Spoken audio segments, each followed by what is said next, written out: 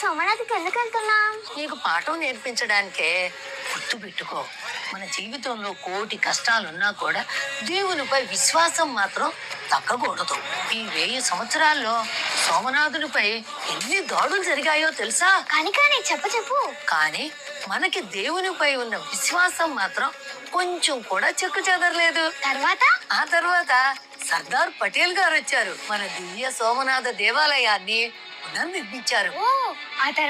ఆ తర్వాత మన ప్రధానమంత్రి మోదీ గారు ఈ యొక్క పవిత్ర పుణ్యక్షేత్ర వైభవాన్ని మరింతగా పెంచారు. ఈ రోజుతో మన సోమనాథ దేవాలయం పునర్నిర్మాణం అయ్యి 75 సంవత్సరాలు పూర్తయిన సందర్భంగా ఆనందంతో భక్తితో వేడుకలు జరుపుకుంటున్నాం. ఇప్పుడు చెప్పు, హర హర మహాదేవ, జై సోమనాథ. జై సోమనాథ.